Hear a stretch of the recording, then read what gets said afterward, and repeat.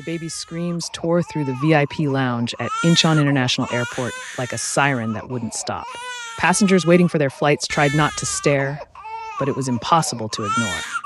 The sound was raw, desperate, the kind of cry that made every parent in the terminal wince with recognition and every non-parent grateful they didn't have to deal with it.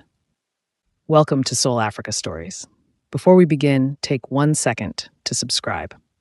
It truly helps this channel grow and allows us to bring you more powerful stories like this.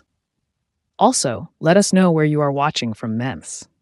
At the center of the chaos sat Choi Dae-sung, and he looked like a man at war with himself. His expensive Tom Ford suit was wrinkled, his normally slicked-back hair falling across his forehead in disheveled strands. Dark circles hung beneath his eyes like bruises. But it wasn't his exhaustion that made people nervous. It was the tattoos. They crawled up his neck in intricate patterns, traditional Korean irezumi work that spoke of a world most people only saw in movies. A blue dragon's tail curved just above his collar, its scales rendered in meticulous detail. When he shifted, trying once again to calm his 7-month-old daughter, the movement revealed more ink on his wrists, traditional clouds and waves peeking from beneath his cuffs. His knuckles bore Hanja characters that those familiar with Seoul's underworld would recognize immediately as markers of the Cheongryongpa, the Blue Dragon clan. Minji, his daughter, was inconsolable. Her tiny face had turned bright red from crying, her little fists clenched as she arched her back against her father's chest. Nothing worked. Not the bottle her father kept trying to offer. Not the pacifier, not the gentle rocking or the desperate shushing. She just screamed and screamed and screamed. Around Dae-sung, 6 men stood in formation, all wearing dark suits that did nothing to hide their dangerous nature. These weren't bodyguards hired from some security company. These were soldiers, clan members, men who had proven their loyalty through blood. Park Tae-won, Dae-sung's second-in-command, paced near the window. His bald head bore a scar that ran from his temple to his jaw and a dragon tattoo wrapped around his skull. His frustration was visible in every movement. "Boss," Tae-won said in Korean, his voice low and urgent. "We need to board in 30 minutes. The prosecutors have plainclothes officers watching the terminal. If we stay here much longer, they'll find an excuse to detain you." Dae-sung didn't respond. He was too focused on trying to calm his daughter, his jaw clenched so tight the muscles jumped. He had killed men with his bare hands. He had stared down rival gang leaders without flinching. He had built an empire through calculated violence and strategic ruthlessness. But he could not get his own daughter to stop crying. Kim Jung-ho, younger than the others and clearly uncomfortable with the situation, shifted his weight from foot to foot. "How long has she been like this?" he asked quietly. 3 hours, Dae-sung said, his voice flat and exhausted. "Since we left the compound." 3 hours. The other passengers in the VIP lounge had been subjected to 3 hours of non-stop infant screaming. Some had moved to other areas. Others sat with headphones on, volumes turned up, trying to block out the sound. A few shot sympathetic looks toward Dae-sung, recognizing the universal struggle of a parent with an upset child. Most just looked annoyed.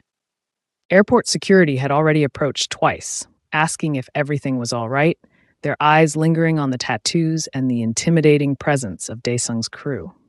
Both times, Tae-won had intercepted them with carefully worded assurances that they were handling it, his English surprisingly good. But the third approach would likely involve more questions, possibly even intervention, and that was the last thing they needed. Dae-sung tried the bottle again. Premium formula, the most expensive brand available, specially prepared. Minji turned her head away violently, her screams intensifying. A thin line of formula dribbled down her chin. Her father wiped it away with a cloth, his movements gentle despite the clear frustration in his eyes. "Maybe if we walk," suggested another clan member, a man with a scarred lip and nervous energy. "We've been walking," Dae-sung snapped. "For 3 hours. Nothing changes." The past 2 weeks had been hell. After his wife Yuna's death 8 months ago, Dae-sung had hired the best nannies money could buy. The first one had lasted 4 days before she discovered exactly what kind of business Dae-sung ran and fled in terror. The second had made it a week before Minji's constant crying broke her. The third had been professional, experienced, highly recommended, but even she couldn't handle it. The fourth hadn't even left a resignation letter, just disappeared in the middle of the night. Now, Daesung was alone with a grieving infant who wouldn't eat properly, wouldn't sleep for more than an hour at a time, and seemed to cry every moment she was awake. The pediatrician had examined her thoroughly and found nothing physically wrong. "She's healthy," the doctor had said in careful English. "But she's grieving, Mr. Choi. Babies feel loss differently than adults, but they feel it just as deeply. She's looking for her mother. She's looking for that bond, that specific connection. Without it, she's lost." Those words had haunted Daesung for days. How do you explain death to a 7-month-old? How do you make an infant understand that her mother wasn't coming back? How do you fill a void that deep? "Boss, the flight," Taewon said again, more urgently this time. "I heard you the first time," Daesung growled. This trip to Los Angeles wasn't optional. A territorial dispute with the Los Angeles triads had reached a critical point. Daesung needed to negotiate in person, to show strength, to prevent what could easily escalate into a war that would cost millions and draw unwanted attention from law enforcement on both sides of the Pacific. But how was he supposed to negotiate anything when he couldn't even get his daughter to calm down for 5 minutes? Minji's cries had taken on a different quality now, more desperate, almost panicked. Her little hands grasped at her father's shirt, pulling, searching for something she couldn't find. Daesung felt his heart breaking. He had survived gang wars, assassination attempts, years in one of South Korea's most brutal prisons. But watching his daughter suffer like this, being completely unable to help her, was worse than any physical pain he'd ever endured. "Sir?" A female voice spoke in Korean. Airport security again, this time a senior officer with worry in her eyes. "Is the child all right? Should we call medical services?" Before Daesung could answer, Taewon stepped forward. "She's fine, just fussy. We're managing." The security officer looked unconvinced. Her gaze swept over the group, taking in the tattoos, the hard faces, the barely concealed tension. "Perhaps you should consider postponing your flight. The child seems very distressed." "We'll be boarding soon," Taewon said firmly. "Thank you for your concern." The security officer hesitated, clearly wanting to say more, but something in Taewon's expression made her reconsider. She nodded and stepped back, though she didn't leave the area. She spoke quietly into her radio, probably reporting the situation to her supervisors. "We're drawing too much attention," Jung-ho muttered. Daesung knew he was right. The last thing they needed was a confrontation with airport security that could lead to questioning, delays, or worse. The prosecutors watching them would love any excuse to dig deeper into his business. But what was he supposed to do? Leave Minji behind? Impossible. Force her onto a 13-hour flight while she screamed the entire time? That would be its own nightmare. He stood, trying once more to rock her, to find some rhythm that might soothe her. Minji just cried harder. Other passengers were definitely staring now, some with sympathy, others with irritation, a few with phones out, probably recording. Perfect. Video of a known crime boss struggling with his screaming baby would be all over social media within hours. Then, through Minji's cries, Daesung heard something else. Another child's voice, asking a question. He looked up and saw a little boy, maybe 5 years old, standing near the entrance to the VIP lounge with his mother and younger sister. The boy was staring at him with wide, curious eyes. The mother was black, American by the look of her clothing and manner. She wore jeans, comfortable sneakers, and a cardigan that had seen better days.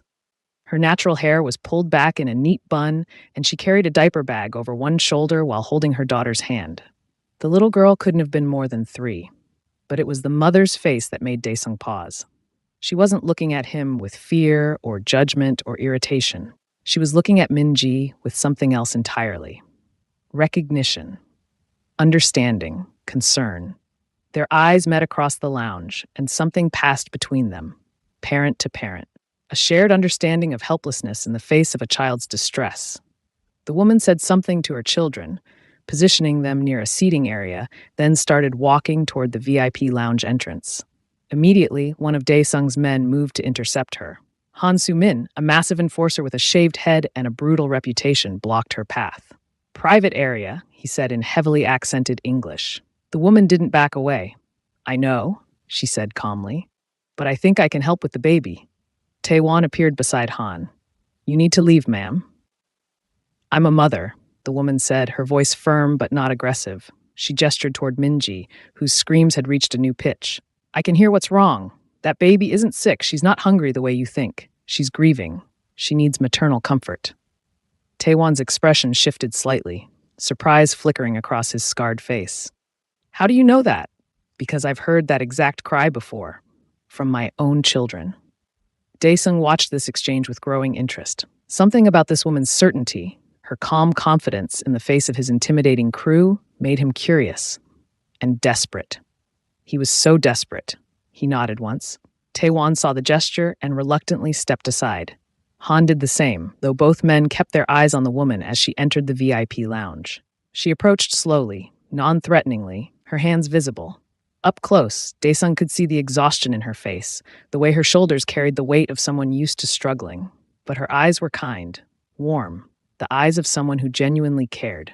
"Hi," she said softly. "My name is Maya. I'm a mother of two. Can I try to help?" Daesung studied her for a long moment. In his world, strangers were threats until proven otherwise. Trust was earned through years of loyalty, through blood, through actions that couldn't be faked. This woman was a complete stranger, appearing out of nowhere, asking to hold his daughter. Every instinct told him to say no, but Minji's screams told him something different. "You think you can help?" he asked, his English accented but clear. "I can try," Maya said. "May I hold her?" This was insane. Daesung had killed men for approaching his family uninvited. His men were tensed, ready to intervene at the slightest wrong move. Every security protocol he'd established over years of surviving in the criminal underworld screamed that this was a mistake. But he looked at Maya's eyes again, saw genuine concern there, genuine kindness. And he thought about the pediatrician's words about maternal bonds and connections. Slowly, carefully, he transferred Minji into Maya's arms. The baby's weight left his chest, and for a moment, Minji's screams intensified, her little hands reaching back toward her father. But then, Maya settled her against her own chest, adjusting her position with the practiced ease of someone who'd done this thousands of times. Maya began to sway gently, a subtle rocking motion that came from deep instinct. She hummed softly, a melody that Daesung didn't recognize, something that sounded old and sacred. Her hand patted Minji's back in a specific rhythm, and she positioned the baby so Minji could feel her heartbeat. "There you go, sweet girl," Maya whispered, her voice barely audible. I know you miss her. I know it hurts." And then, impossibly, Minji's screams began to soften. The change wasn't immediate, but it was undeniable. Minji's desperate wails slowly transformed into softer cries, then into whimpers, then into small, hiccuping sounds as she pressed her face against Maya's chest. The baby's tiny fists, which had been clenched in distress, slowly relaxed. Her little body, which had been rigid with tension, began to melt into Maya's embrace. If this story is touching you already, please subscribe.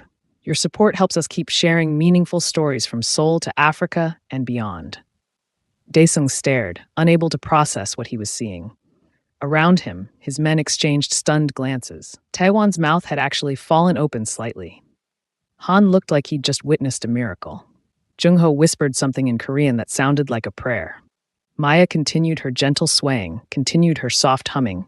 She seemed completely unaware of the effect she was having, focused entirely on the baby in her arms. Minji made small sounds, and Maya responded with quiet murmurs of comfort. "She's looking to nurse," Maya said quietly, glancing up at Daesung.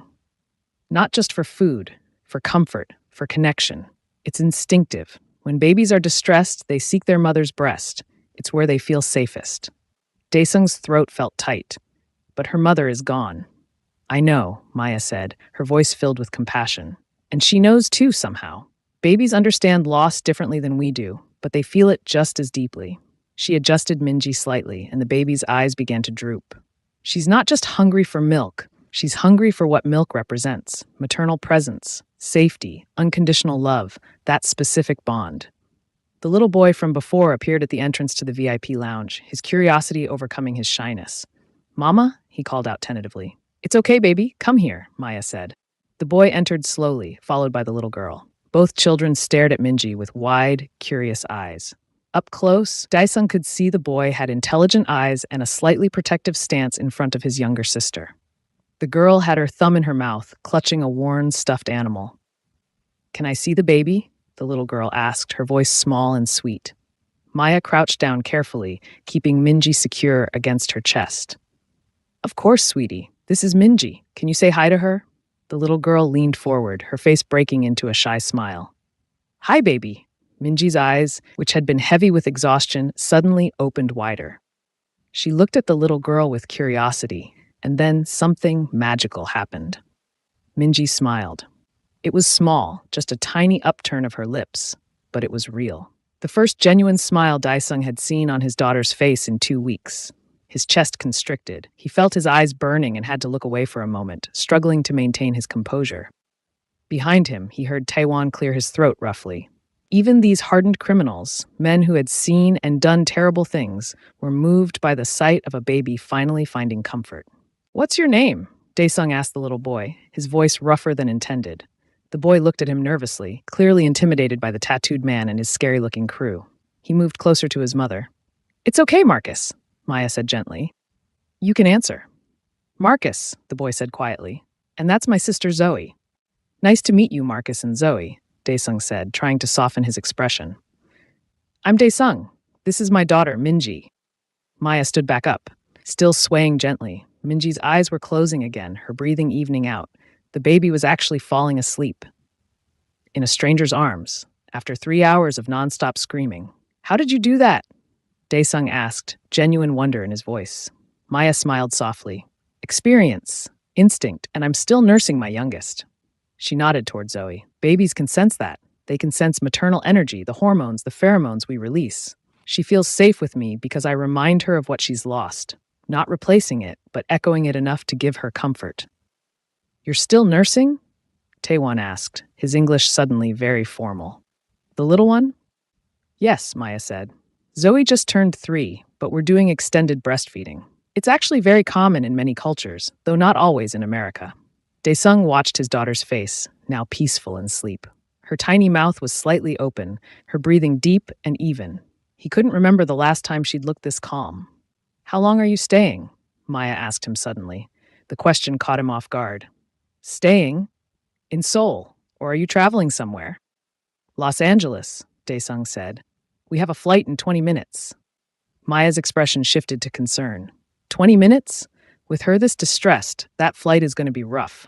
13 hours of pressure changes, confined space, and she's already exhausted. She needs rest before traveling. Maya looked down at Minji, then back at him. Something in her expression made him think she understood more than she was saying. She'd seen the tattoos, the dangerous men, the tension. She wasn't stupid. Then you need to keep her calm during the flight, Maya said. She needs to feel that maternal presence consistently. If you put her down, she'll start crying again immediately. We don't have anyone who can provide that, Taesung said, frustration bleeding into his voice. 4 nannies have quit. We can't find anyone willing to work for us. Maya bit her lip, clearly thinking. Minji stirred slightly in her arms, making a small sound, and Maya immediately adjusted her hold, patting the baby's back. Minji settled again. What if? Maya started, then stopped. No, that's crazy. What? Daesung asked. I was going to say, what if I came with you, just for the flight, to help keep her calm? But that's insane. I don't even know you, and I have my own flight to catch back to Atlanta, and this is just... She trailed off, shaking her head. Daesung stared at her. An idea was forming in his mind, audacious and possibly brilliant, or completely insane. He couldn't tell which. What if you did come with us? He said slowly.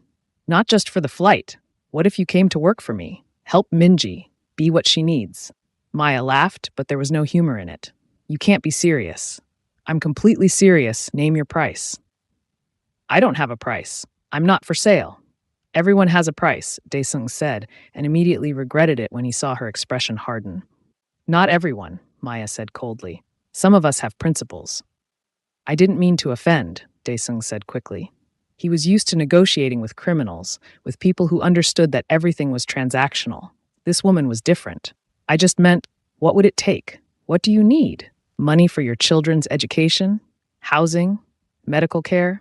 I can provide all of that.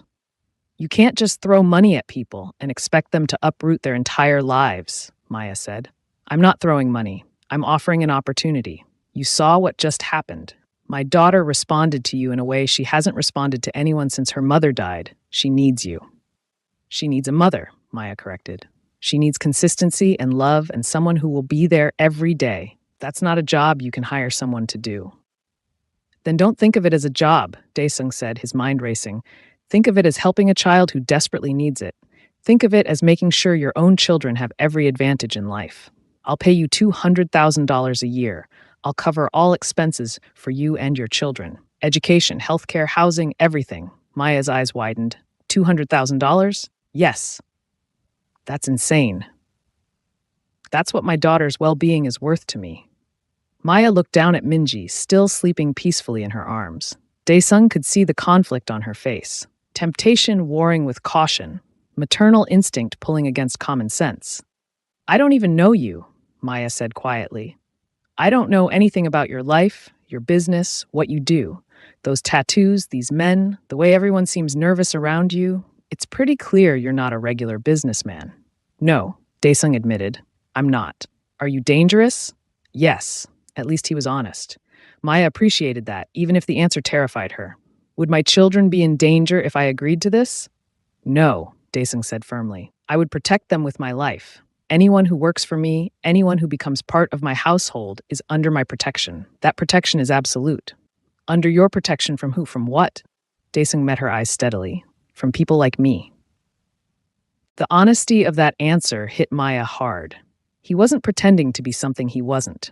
He was a criminal, clearly, probably a serious one given the deference his men showed him and the quality of his suit, despite the tattoos that marked him as someone from the streets. But he was also a grieving father who loved his daughter desperately. I need to think, Maya said. We board in 15 minutes, Taewon reminded them. Then I need to think fast, Maya said. She walked away from the group, still holding Minji, moving toward where Marcus and Zoe waited. Her mind was spinning. $200,000 a year. That was more than 5 times what she made working 3 jobs in Atlanta. That was private school for Marcus. That was the ear surgery Zoe needed. That was never worrying about rent or utilities or whether she could afford groceries again. But it was also moving to a foreign country to work for a criminal. It was putting her children in proximity to danger. It was trusting a complete stranger with their safety. Marcus looked up at her with worried eyes. Mama, what's happening? Who are those men? They're people who need help, baby, Maya said. They look scary. I know, but sometimes scary-looking people need help too. Are we going home soon? I miss Aunt Keisha. Maya thought about home, about their tiny 2-bedroom apartment in a neighborhood where gunshots weren't uncommon, about the landlord who'd just given them an eviction notice for being 2 weeks late on rent, about working the night shift at the nursing home, then cleaning offices on weekends, then driving for a ride-share service whenever her sister could watch the kids. About being so exhausted she sometimes fell asleep standing up. About Marcus falling behind in reading because she couldn't afford tutoring. About Zoe's chronic ear infections that needed surgery they couldn't pay for. She looked down at Minji, peaceful in her arms.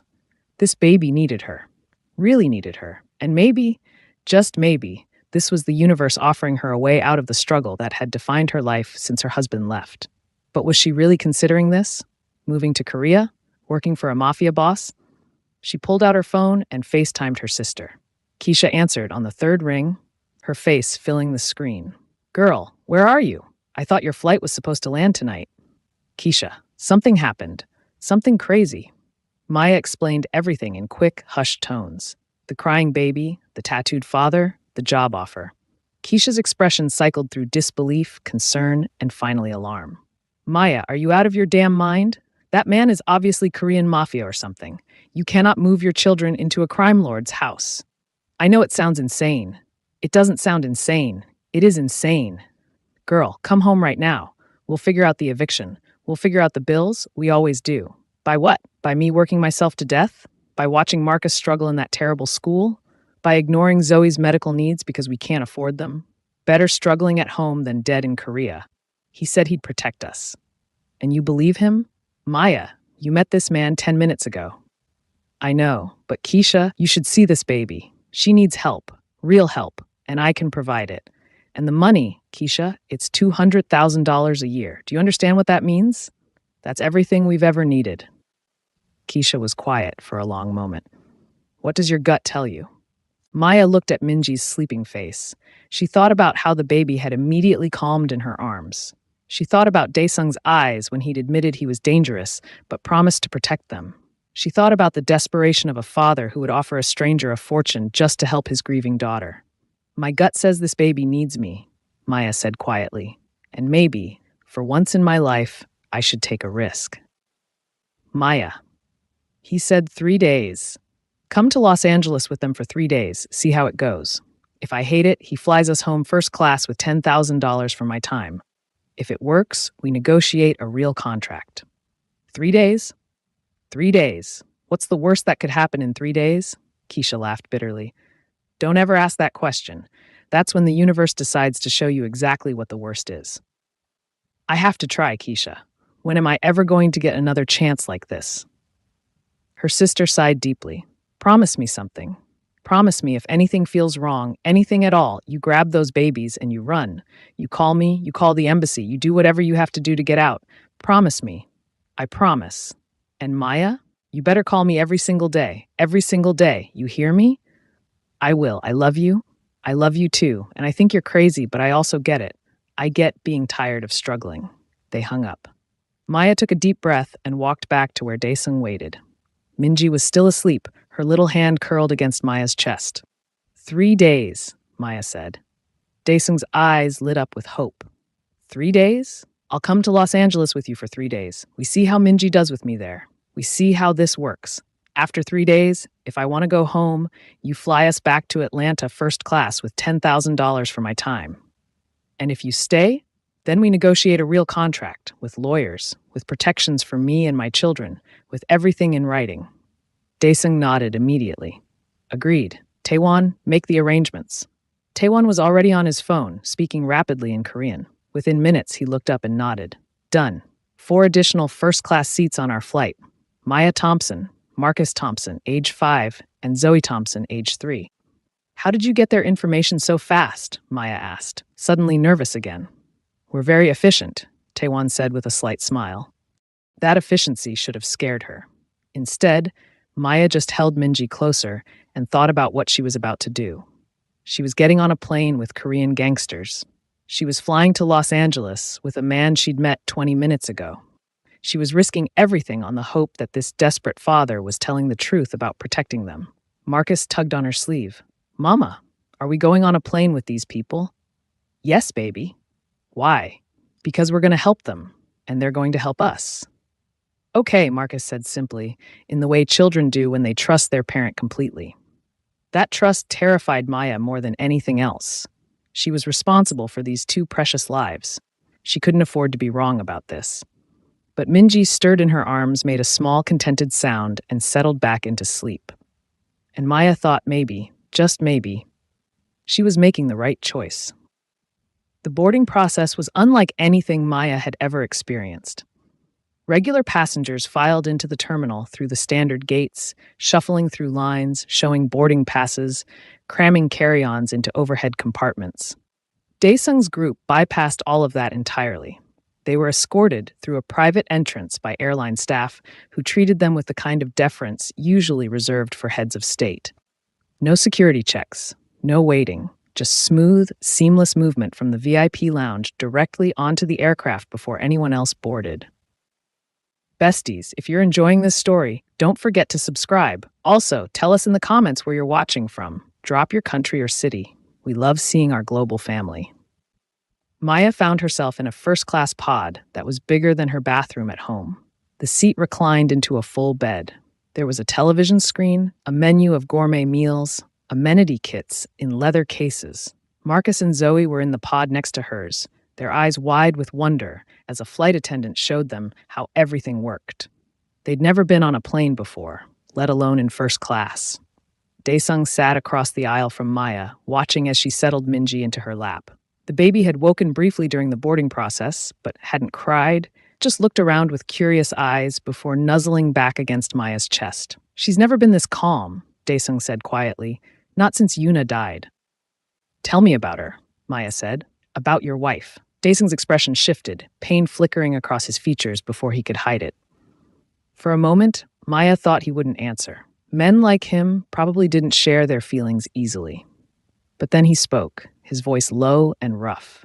We met when we were 19. It was arranged by our families. In my world, marriages are often strategic alliances between clans. But Yuna, she was different. She didn't want the life I could give her. She wanted a normal life, a quiet life. She wanted to be a teacher. But she married you anyway? Her family left her no choice. But I promised her I would try to be worthy of her. I promised I would protect her, give her everything she wanted. He paused, his jaw clenching. I failed. You didn't fail, Maya said gently. What happened to her wasn't your fault. She died giving birth to my daughter. How is that not my fault? Medical complications happen. It's tragic, but it's not about fault. Daesung was quiet for a long moment. The doctors said there was bleeding they couldn't control. Emergency C-section. Minji survived. Yuna didn't. She never even got to hold our daughter. Never got to hear her cry. She just bled out on that table while I stood there, useless. The raw pain in his voice made Maya's heart ache. She understood loss differently than he did. Her ex-husband had left by choice, walking away from his family without looking back. But grief was grief, whether it came from death or abandonment. Minji will know her mother through you, Maya said. Through the stories you tell, the love you show. She'll know Yuna through how much her father loved her mother. What if that's not enough? It has to be. It's all any of us can do. The plane began to taxi. Flight attendants moved through the cabin, checking seatbelts, making sure everything was secure. Minji stirred but didn't fuss. Maya adjusted her hold, and the baby settled immediately. As the plane lifted off, Marcus pressed his face to the window, watching Sol disappear beneath them. Zoe had already fallen asleep, exhausted from the long day. Maya felt the weight of what she'd agreed to settling over her like a heavy blanket. She was really doing this. She was flying to Los Angeles with a Korean Mafia boss to help care for his grieving infant daughter. Why did you say yes? Daesung asked, as if reading her mind. Maya considered the question. Honestly, because I'm tired. I'm tired of struggling, tired of working 3 jobs and still not being able to pay rent. I'm tired of watching my son fall behind in school because I can't afford tutoring. I'm tired of knowing my daughter needs surgery we can't pay for, and because that baby in my arms needs help, and I can give it to her. So it's about the money. It's about survival, Maya corrected. Money is just the tool for survival. Don't make it sound cheap when you've probably never had to choose between feeding your child and paying for electricity. Daesung nodded slowly. You're right. I grew up poor, but I haven't been poor in many years. I forgot what that desperation feels like. You grew up poor? In Busan. Bad neighborhood, worse prospects. My father was a dock worker who drank too much. My mother cleaned houses. I joined the Cheongryongpa when I was 15 because it was the only way to eat regularly. He touched the tattoo on his neck unconsciously. Everything I have now, I built with blood and violence. I'm not proud of that, but I'm not ashamed either. It was survival, like you said. Maya studied him with new understanding. This wasn't some pampered crime lord born into power. This was someone who'd clawed his way up from nothing, who understood struggle intimately. How did you meet your wife if you were in the gang life? She asked. Her father was a high-ranking member of a allied clan in Seoul. The marriage was meant to strengthen ties between Busan and Seoul operations. But Yuna, she had this light about her. She saw past the tattoos and the reputation. She saw me, the person underneath. She made me want to be better. And were you better? Daesung smiled sadly. I tried. I reduced the violence, focused more on legitimate business investments. Yuna wanted children, wanted a normal family life. I was building that for her. And then she died, and everything I'd built felt meaningless. Minji made a small sound, and both adults looked down at her. The baby's eyes were open, watching Maya's face with that intense focus infants have. She has her mother's eyes, Daesung said softly. They're beautiful. Yuna used to sing to her. Even before Minji was born, she would sing to my stomach, old Korean lullabies her grandmother taught her. Minji would move when she heard the songs, kick and turn. Yuna said our daughter was already dancing. Maya felt tears prick her eyes. The image of a pregnant woman singing to her unborn baby, having no idea she wouldn't survive to meet her child, was almost unbearably sad. Do you know the songs? Maya asked. Some of them. But my voice, it's not like Yuna's was. Minji cries when I try to sing. Maybe she just needs time to adjust to your voice. Or maybe we can find recordings so she can hear her mother's songs even if Yuna can't sing them herself anymore. Daesung looked at Maya with something like wonder. I never thought of that. We'll figure it out together, Maya said, then realized what she'd implied. Together, as if she'd already decided to stay beyond 3 days. The flight attendant appeared with warm towels and menus. Daesung ordered for both of them, something in Korean that Maya didn't understand. The attendant smiled and disappeared. I ordered the bulgogi for you, Daesung explained. It's beef, very good, and some rice dishes, vegetables. For your children, I ordered them something mild, easy for young ones. Thank you. You should eat. Minji seems content. Let me hold her while you have your meal. Maya hesitated. Every time Minji had been separated from her over the past hour, the baby had fussed. But Daesung was her father. He needed to learn how to comfort his own daughter. Okay, but let's do it slowly. Stay close so she can see both of us. They managed the transfer carefully.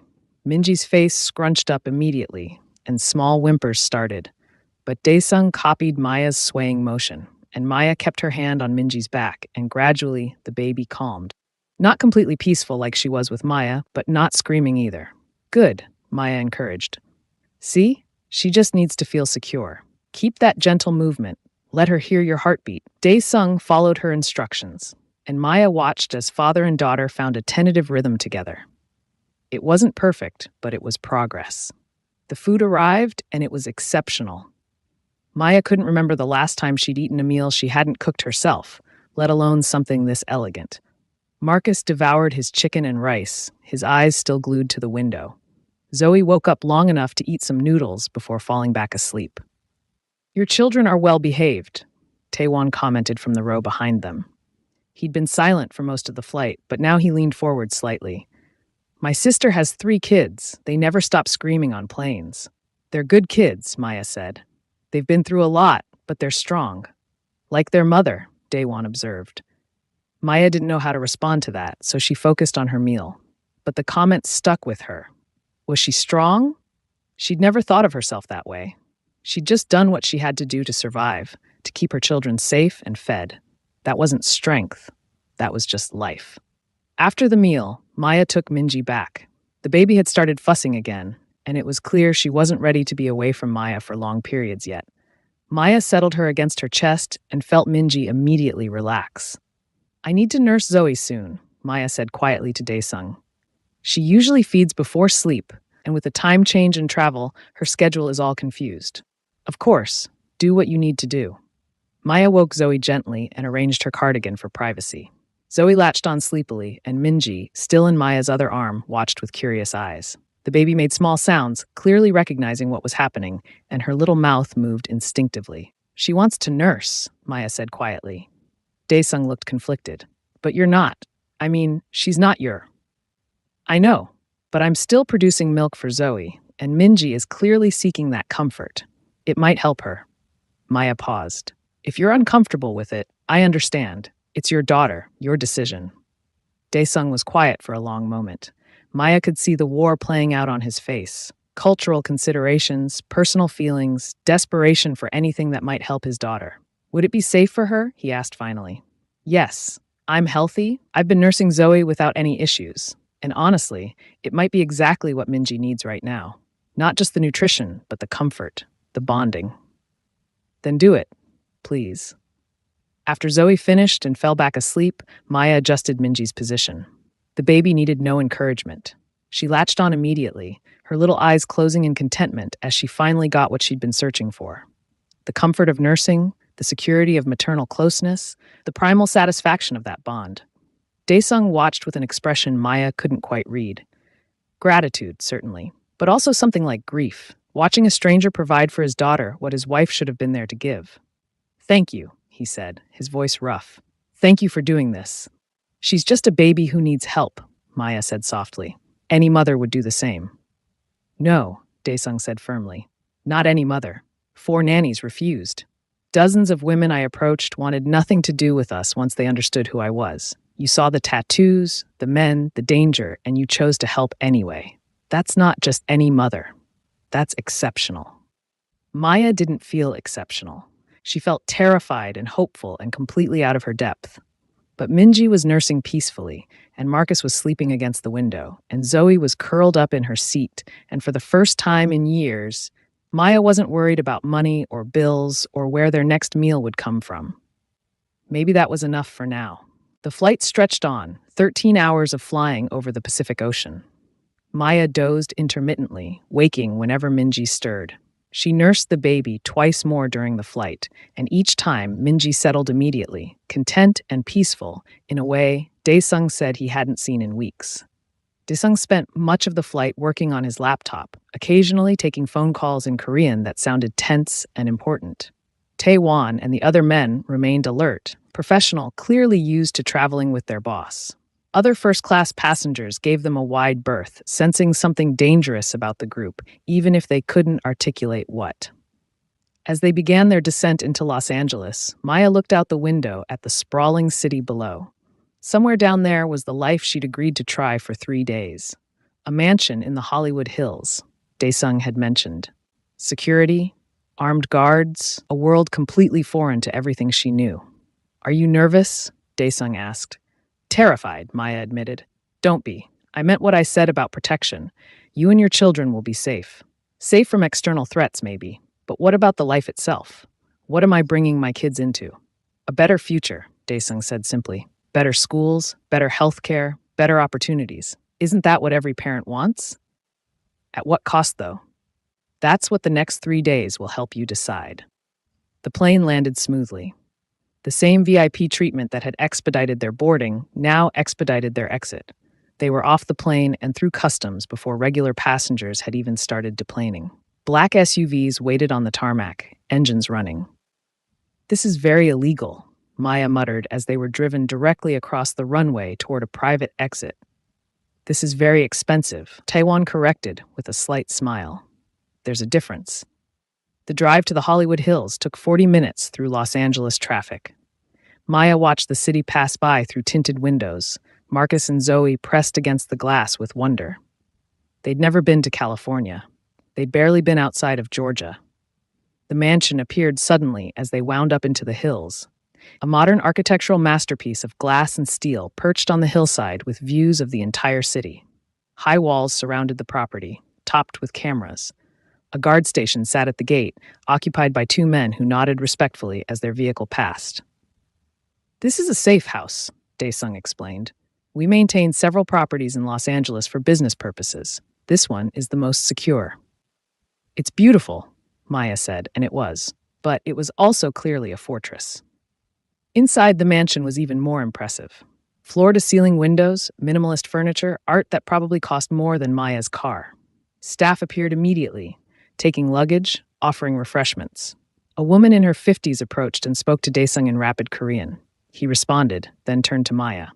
"Mrs. Kim will show you to your rooms. You have the entire east wing. 3 bedrooms, private bathroom, sitting area. Whatever you need, just ask her." The east wing was bigger than Maya's entire apartment building. Marcus and Zoe each got their own bedroom, decorated neutrally but expensively. Maya's room had a king-size bed, an ensuite bathroom with a soaking tub, and windows that overlooked the city lights. "Mama, is this real?" Marcus asked, his voice full of awe. "I think so, baby." "Are we rich now?" "No, honey, we're just visiting. Remember, 3 days." But even as she said it, Maya wondered if she could really walk away from this after 3 days. Not because of the luxury, but because of the baby sleeping in her arms, the baby who needed her, the baby who had finally stopped crying. Maya barely slept that first night. The bed was too soft, the room too quiet, the unfamiliar luxury pressing in on her senses. Marcus and Zoe had fallen asleep almost instantly, exhaustion winning over excitement, but Maya lay awake listening to every sound, the soft hum of the security system, footsteps in distant hallways, the occasional murmur of voices in Korean drifting up from somewhere below. Minji slept curled against Maya's chest, one tiny fist clutching the fabric of her shirt like an anchor. Every time Maya shifted even slightly, the baby stirred, letting out a small sound of protest until Maya stilled again. "You're okay," Maya whispered. "I've got you." She wasn't sure who she was trying to convince, the baby or herself. At some point near dawn, Maya must have drifted off. When she woke, sunlight flooded the room through the glass walls, bathing everything in warm gold. For a moment, she didn't remember where she was. Then she saw the city stretching endlessly below, the unfamiliar skyline, and reality rushed back in. 3 days. Just 3 days. Minji was awake, staring up at her with wide, curious eyes. When Maya smiled, the baby smiled back, a gummy, full-face grin that made Maya's chest ache. "Well, good morning to you too," Maya murmured. A soft knock sounded at the door. "Miss Thompson?" Mrs. Kim's voice. "Breakfast is ready whenever you like." Maya looked down at Minji, then toward the door. "Thank you. We'll be down shortly." She got dressed carefully, moving slowly so as not to disturb the baby. Everything in the room felt untouched, pristine, like it belonged in a magazine rather than a real family. Maya dressed in jeans and a simple top, refusing the designer clothes neatly laid out in the closet. Luxury was fine, but she needed to feel like herself. Marcus padded into her room, rubbing his eyes. "Mama, is today Disneyland?"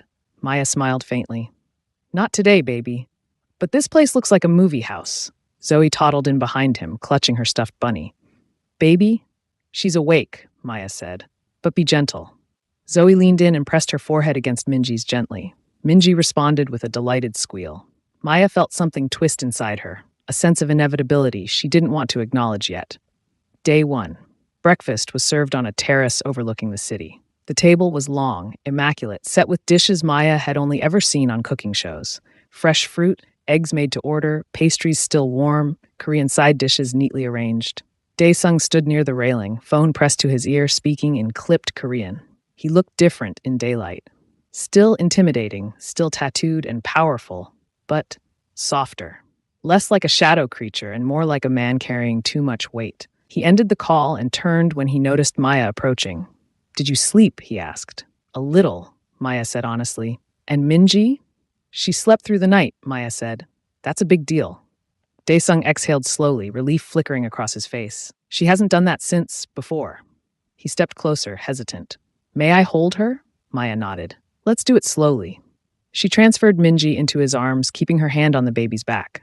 Minji fussed for a moment, then settled when Dae-sung began swaying instinctively, copying Maya's movements from the plane. "You're learning," Maya said quietly. "I watch you," he replied. "I notice everything you do." They ate breakfast together, awkward but peaceful. Marcus asked questions about everything. Zoe fed bits of banana to Minji, giggling when the baby grabbed her fingers. It looked normal. That realization scared Maya more than the guns and guards ever could. The day passed in fragments. A pediatrician arrived mid-morning, discreet and respectful. She examined Minji carefully, her demeanor shifting from clinical curiosity to quiet amazement. "She's calmer," the doctor said. "Her vitals are better. Her weight, it's stabilizing." Dae-sung looked at Maya like she'd performed actual magic. "I didn't do anything special," Maya said. "I just listened to her." The doctor nodded. That's exactly what she needed. Dae-sung had meetings throughout the day. Men arriving in black cars, conversations held behind closed doors, tension thickening the air whenever unfamiliar faces appeared. Maya stayed in the East Wing with the children, guarded but left alone. Mrs. Kim brought snacks. Toys appeared as if by magic. A nanny hovered nearby but kept her distance, clearly instructed not to interfere. Late in the afternoon, Dae-sung joined them in the sitting room. Minji was on a blanket between Marcus and Zoe, babbling happily. "She laughs now," he said quietly. "She feels safe," Maya replied. He studied her for a long moment. "Do you still plan to leave after 3 days?" Maya didn't answer right away. "I don't know yet." He nodded, accepting that. That night, after the children were asleep, Maya found herself on the terrace again. Dae-sung joined her, 2 cups of tea in his hands. "For you," he said, handing her one. "Thank you." They stood side by side, city lights glittering below. "You could disappear," Maya said suddenly. "With all this power, all this money, why stay in this life?"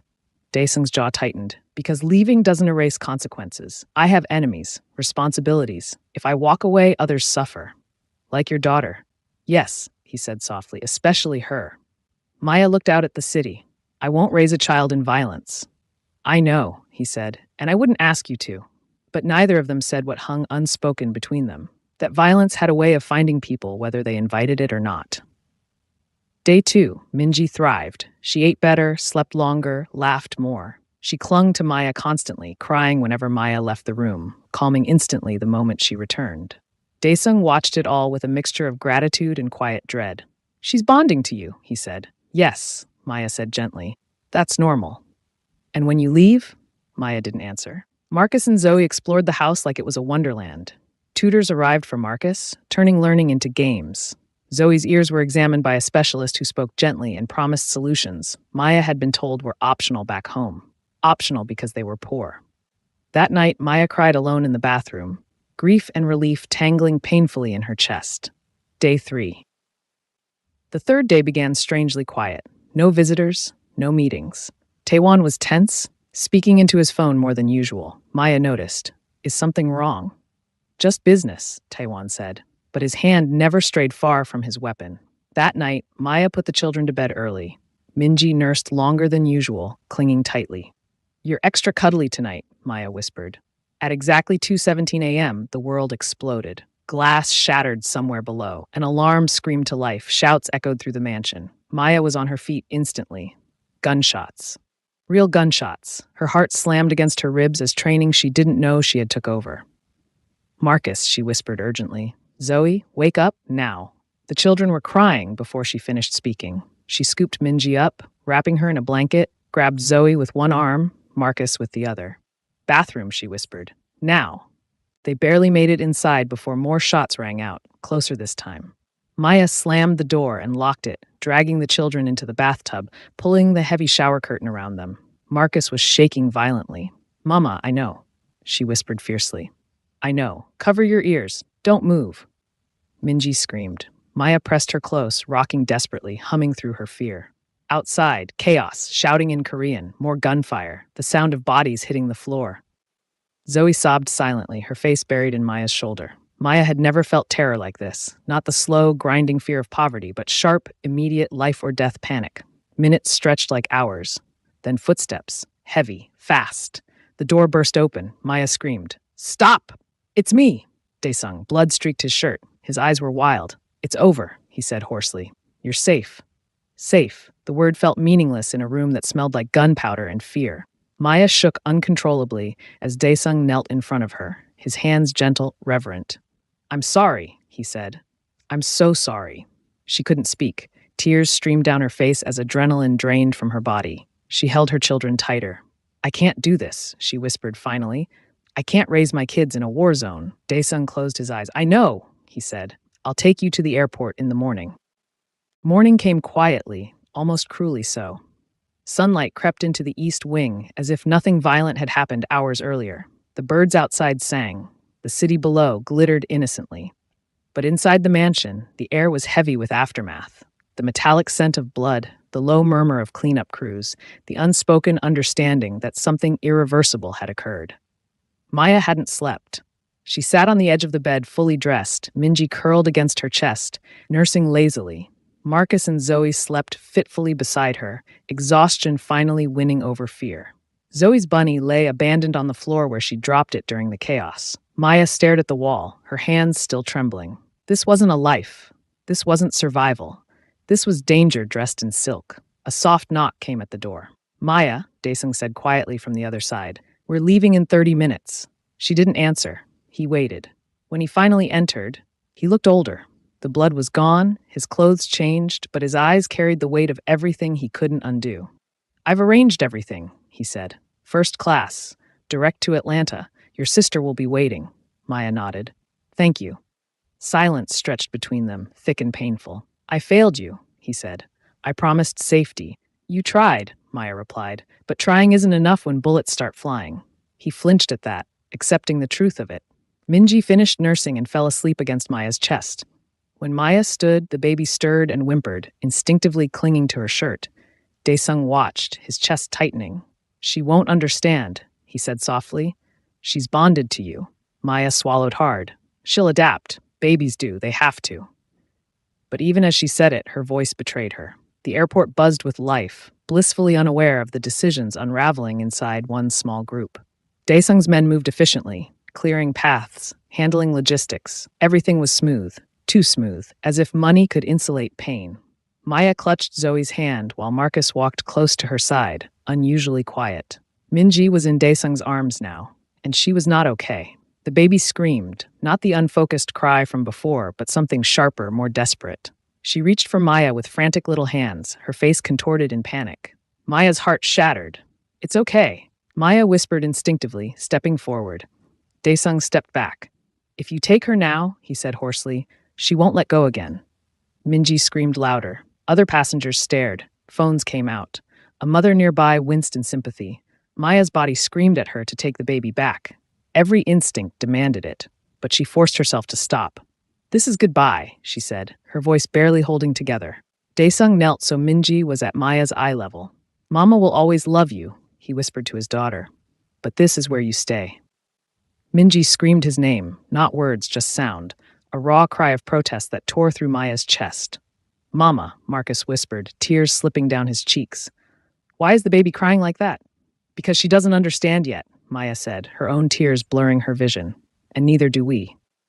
Daesung stood, turning away sharply. Maya took 10 steps. Each one felt like walking through fire. By the 10th step, she stopped. Her entire body went still. Her children turned back toward her, confused. Maya closed her eyes. This wasn't about money. This wasn't about comfort. This was about responsibility, the kind you don't choose, the kind that chooses you. She turned around. Wait. The word cut through the terminal like a blade. Daesung froze. Maya walked back slowly, deliberately. I'm not leaving like this, she said. Not without terms. Hope flickered in his eyes, cautious and fragile. My children come first, Maya continued, always. Their safety is non-negotiable. If anything like last night ever happens again, we leave immediately. He nodded. Agreed. I need legal protection. Contracts, visas, autonomy. I am not your employee in name only. I have authority over Minji's care. Yes. And you, she said, meeting his eyes. You don't get to hide behind your men anymore. You show up. You parent. You try to be better than the life you built. Daesung swallowed hard. I swear it. Maya stepped forward and gently took Minji from his arms. The baby calmed instantly, her cries dissolving into soft hiccups as she buried her face against Maya's chest. The contrast was devastating. Maya exhaled shakily. Okay, she said, then let's try this, for real. Daesung let out a breath that sounded like a prayer. As they walked together toward the exit, Maya glanced back at him. You should know, she added dryly, you're about to have a very opinionated black woman in your house. For the first time since Yuna's death, Daesung smiled. Real, unguarded, human. 6 months later, the Seoul compound looked different. Still guarded, still formidable, but quieter, softer. Minji toddled across the garden, laughing as Zoe chased her gently. Marcus sat nearby, reading aloud from a book in careful Korean, his accent improving every day. Maya watched from the porch, a cup of tea in her hands. Behind her, Daesung stood in the doorway, no suit, no weapon, just a father watching his daughter thrive. She laughed now. She slept. She ate. She lived. Marcus attended a private international school. Zoe's surgery had been a success, no more infections, no more pain. And Daesung, he changed, not overnight, not perfectly, but meaningfully. Violent operations were scaled back, legitimate businesses expanded. Bloodshed was no longer the first solution. One evening, Maya sat nursing Zoe while Minji played at her feet. Daesung paused in the doorway, watching the quiet domestic scene like it was sacred. You saved us, he said softly. Maya shook her head. No, you chose to change. I just held the baby, he smiled. Sometimes a stranger's kindness can save us all. Sometimes love comes from the most unexpected places. Thank you for watching Seoul Africa Stories. Please subscribe to support this channel and help us bring you more unforgettable stories. And don't forget, comment where you're watching from. See you in the next story.